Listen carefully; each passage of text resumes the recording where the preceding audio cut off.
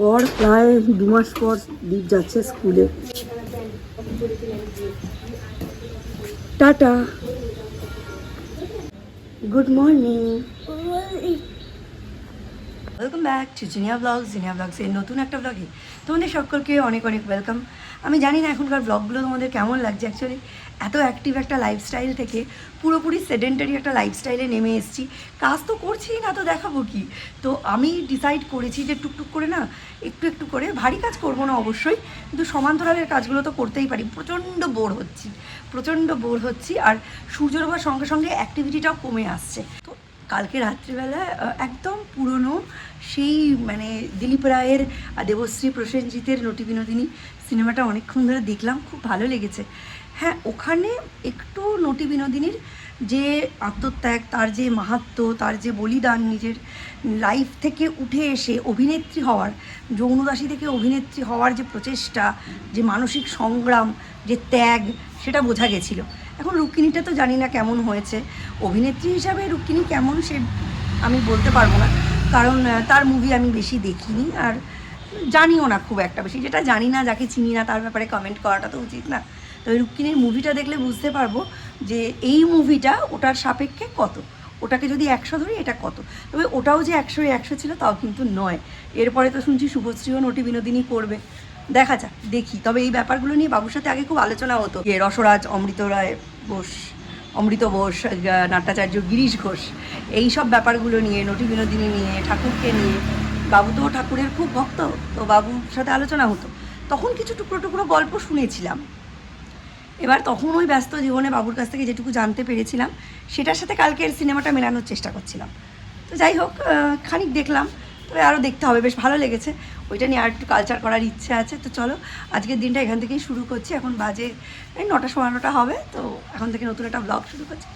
Start the day. Kitchen counter টপটা একটু পরিষ্কার করেছি, মানে এগুলো তো এটা তো আমি সরাবো না, দিদি রোজ সব করে ফেলছে। দিদিরা আজকে রাত্রিবেলা 2 দিনের মতো মানে রান্না করে দিয়ে কালনায় যাবে।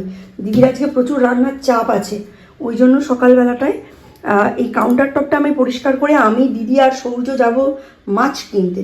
মাছ টাছ কিনে নিয়ে এসে তারপরে দিদি রান্নায় ঢুকবে। আর আজকে আমাদের সিম্পল ব্রেকফাস্ট, ব্রাউন ব্রেড, ডিম আর কলা।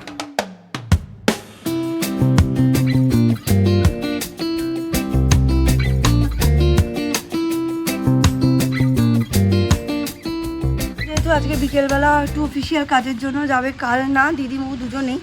দিদি 2-3 দিনের রান্না করে দিয়ে যাবে। দিদির আজকে প্রচুর রান্নার চাপ রয়েছে, ওই জন্য আমি আর দিদি এখন বেরিয়েছি বাজারে। আমরা বাজার করব না, মানে আমরা মাছ, ডিম আছে বাড়িতে, মাছ আর মাংসটা কিনবো, কিনে নিয়ে চলে আসবো। দিদি এখন আমার সামনে বাজারের ব্যাগ নিয়ে যাচ্ছে। আর 6 নম্বর বাজার তো জানোই এই সময় সাংঘাতিক বিজি। আজকে কত করে যাচ্ছে চিকেন, একটু উঁকি মারতে হবে। 155। রাস্তায় যা ভিড়, এই সময় গন্ডগোল হয়ে যায় রাস্তায়, একটুখানি ধাক্কা খেলে গুতালেই আমি শেষ। কত হলো এটা? 1 কিলো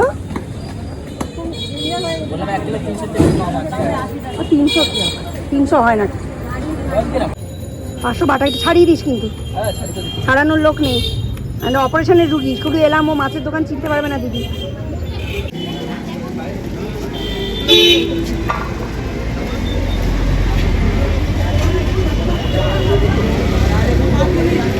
প্রায় 2 সপ্তাহ পরে আজকে বাজারে এসেছি। মিস্টার মিসের সাথে এর মধ্যে তো আসিনি, আর পিকনিকের বাজার তো ওরাই করেছে, আমরা করিনি। আর পিকনিকের পরে তো আমি চলে গেলাম ওখানে বাজার করে সরকারি খাবার দাবার খেতে, মিশনের খাবার দাবার খেতে। যাই হোক, আজকে অনেক দিন পর বাজারে এসেছি, বাইরে এসে বেশ ভালো লাগছে। হ্যাঁ, চিকেন দেয়।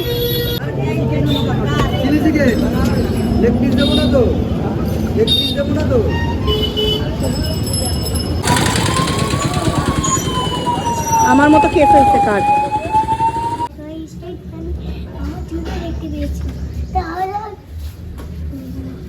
আমি মায়ের জুতো ফেলি, মায়ের জুতোটাও ফেলে দাও। একটা মজার কাজ দিয়েছি, বলেছি সব জুতোগুলোকে লাথি মেরে রোদে ফেল। আর দিদি এসে কালকে যেগুলো কেচে আমি শুকিয়ে রেখেছিলাম মেশিনে, সেগুলো এখানে আমায় ঝুড়িতে বার করে দিয়েছে। আমি বললাম একটা একটা করে, ছাদে তো দেওয়া পসিবল না, সৌম্য স্কুলে চলে গেছে, ও থাকলে ও বালতিটা তুলে দিয়ে আসলে দিদি দিয়ে দিতে পারতো, এটা তুলে এইখানটায় রোদে দিয়ে দিই। আমার মানুষ তো বসে থাকতে থাকতে জং ধরে যাচ্ছে। দিদি একদম মানে কুটো নাড়তে দিচ্ছে না, খুব মুশকিল হয়ে যাচ্ছে। এই যে জামা কাপড়গুলো সব রোদে দিয়ে দিয়েছি, আরও এক দফা কাঁচা হচ্ছে। এগুলো শুকিয়ে গেলে তারপর সেকেন্ড দফাটা এখানেই দিতে হবে। আচ্ছা, আমার ব্রেকফাস্ট সৌর্যকে খাইয়ে দিয়েছি, আর এখন আমি এই ব্রেকফাস্টটা নিয়ে একটু রোদে এসেছি, একটু রোদে বসে ব্রেকফাস্টটা করবো। এই জামা কাপড়ের জন্য এখানে তোমাদের ছায়া ছায়া লাগছে, ভালো রোদ্দুর আছে। মার্চের গরম পড়ে গেছে, ফেব্রুয়ারির মানে একদম প্রথম দিকেই।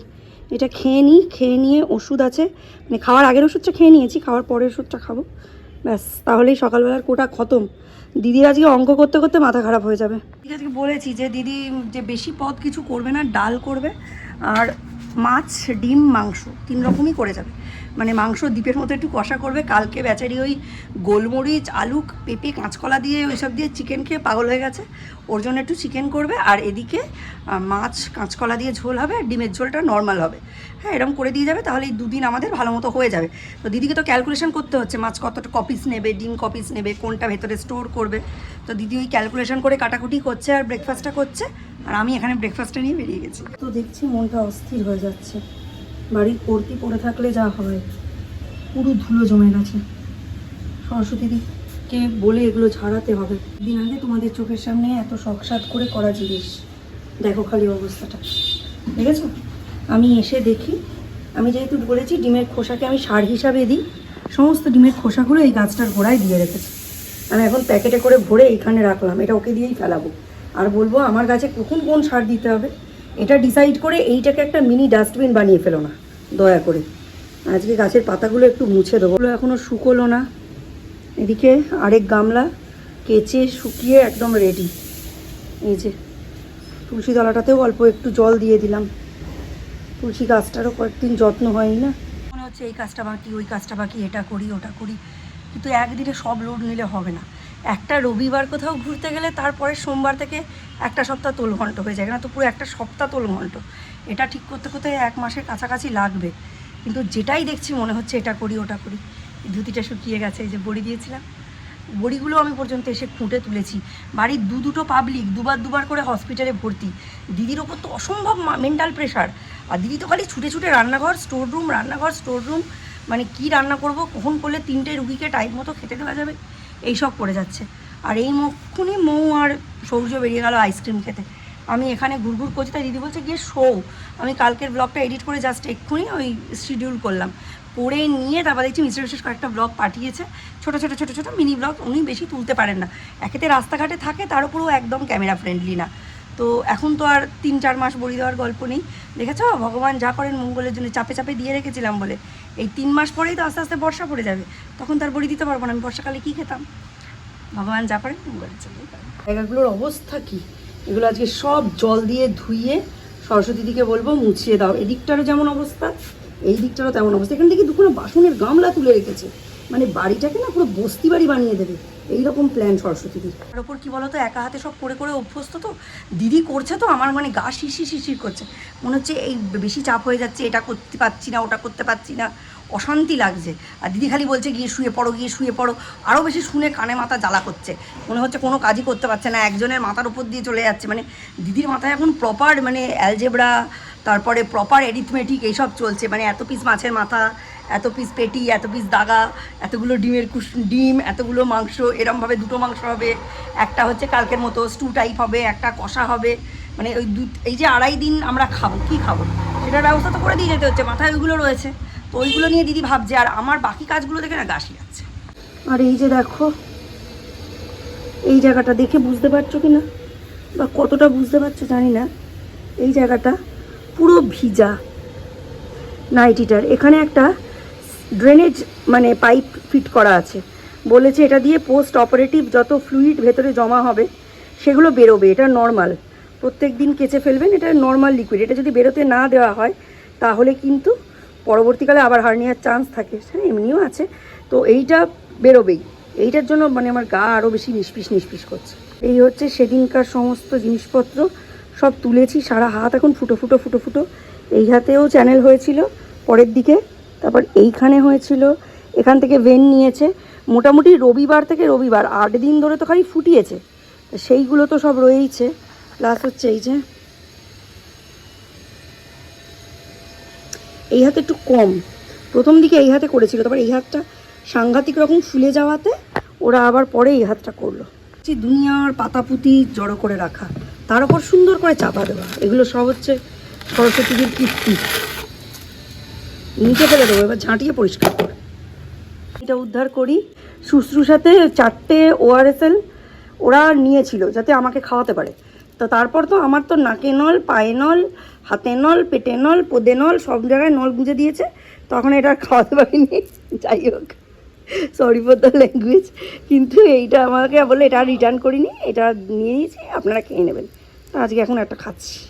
বেশি না ঠান্ডা, এটা ভেতরে রাখা ছিল, ঠান্ডা খেতে ভয় লাগছে। একবার কাশি হলে বা হাঁচি হলে আই অ্যাম তো ফিনিশ। দিদি আজকে কি কি রান্না হচ্ছে? ডাল ডাল ডাল হচ্ছে, ডিমের কারি হচ্ছে, তোমাদের পেঁপে আলু দিয়ে মাছের ঝোল, আর তোমাদের হচ্ছে বাটা মাছের ঝাল, আবার তোমার আলাদা চিকেন পেঁপে আলু দিয়ে, আবার দিতে আলাদা চিকেন কষা। দেখে মনে হচ্ছে একটা অসুস্থ বাড়ির খাওয়া, মনে হচ্ছে অনুষ্ঠান হচ্ছে বাড়িতে কোনো। সিলিন্ডারই ফাঁকা ছিল, এই এখন গ্যাসটা দিয়ে গেল। বাবা, বাড়ির লোক যদি এরম পেট কাটা, হাত কাটা, গন্না কাটা, মাথা কাটা এরম হয়ে পড়ে থাকে, সংসার চলে? অফিস তো জয়েন করেছি অপারেশনের পর, কিন্তু মানে একটা মনের মধ্যে চাপা উত্তেজনা রয়েছে, এখনো পুরোপুরি সুস্থ হয়নি। এখন বাসা চলে যাচ্ছি একটা হাওড়া থেকে একটা কাজগুলো অনেক দিন কাজ জমে আছে অফিসে, একজনের সঙ্গে দেখা করতে যাবো, ওগুলো মেটাবো, তারপরে বাড়ি চলে যাবো। কি কত তাড়াতাড়ি মেটাতে পারি, যত তাড়াতাড়ি মেটাবো তত সুবিধা হবে।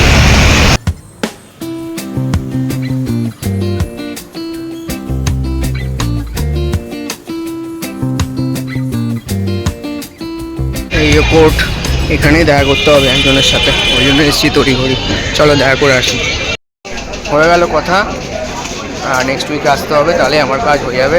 এখন সোজা যাবো অফিস, অফিস থেকে সোজা বাড়ি।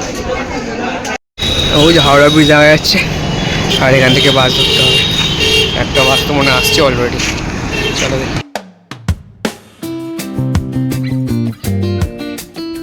বাজে এক্ষুনি দিদি আর মৌ বেরিয়ে গেল, আর এই রান্নাবান্না এখানেই তোলা রয়েছে। বেরোনোর সময় ওর বাবা এসেছে, দিদি আবার ওর বাবাকে দেখে মুড়ি আর চানাচুরের কৌটোটা এখানে বার করে দিয়ে গেল। এখন আমি সৌর্যকে একটু ম্যাগি করে দিই, একটু জল বসিয়েছি, এই যে ম্যাগিটা করে দিই। এই 24 তারিখ রাত্রে রান্না করেছি, তারপর আর রান্নার সঙ্গে সম্পর্ক নেই। 24 তারিখ না 25 তারিখ রাত্রে মানে সম্পর্ক নেই। বাবা রান্না ছাড়া এতদিন কাটিয়ে দিলাম, ভাবা যায়? সরস্বতী দিয়ে অন্যদিকে যেমন যাই হোক না কেন, মুখের কথাটি আছে সুন্দর, গোছানো, মার্জিত। সেই কারণেই অনেক সময় আমি অনেক কিছু রাগ করে বলবো ভাবি, তারপরেও আবার ডোক গিলে চুপ করে নিই। আসলে আমরা সবাই কথায় বশ। কেউ যদি মিষ্টি করে কথা বলে, সে যদি মিষ্টি করে দুগালে দুটো চপ্পল দিয়ে এরম করে মেরে দেয়, চপ্পল দিয়ে মারা ভাবি না, আদরের ঠোনা ভাবি। তো ব্যাপারটা ওরম। বলছে দিদি তো চলে যাচ্ছে, কোনো জিনিস নিচ থেকে তুলবে না, যে জিনিসগুলো মনে হবে নিচ থেকে তুলতে হবে, ভেতরে ঝাঁট দিতে হবে, একটা কাগজে 1-2 করে লিখে রাখবে, পরের দিন আসার পর 1-2 করে পড়ে দেবে, আমি সেই কাজগুলো করে দিয়ে যাব। এত মিষ্টি করে বললে তারপরে তুমি সেই বলার পরে কাজগুলো করলো কি করলো না সেটাই তো দেখবে না। কথাবার্তায় এত মিষ্টি না, এত গোছানো, এত মার্জিত যে তোমার তাকে দুটো রুড়ো কথা বলতে গেলে আটকাবে। ছেড়েছে? হ্যাঁ ছেড়েছে, ছাড়লো। এটাই তো মনে হয় কান্না করে দেয় না? সেটা সামলা করে দেবো, আমি তো কাটা করে দেবো। আচ্ছা, আগে ভালো, ঠিক আছে।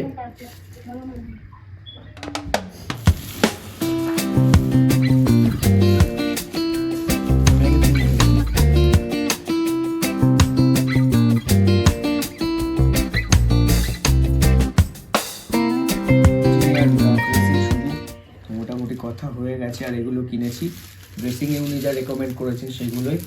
এটা হচ্ছে স্যালাইন ওয়াটার, এটা হচ্ছে যেটা গজ কাপড় বলে 90 সেন্টিমিটার সাইজ গজ কাপড় যেগুলো, সার্জিক্যাল গ্লাভস, এটা টেপ, এটা টিব্যাক্ট অয়েনমেন্ট, আর বেটাডিন লোশন, বেটাডিন 10% লোশন।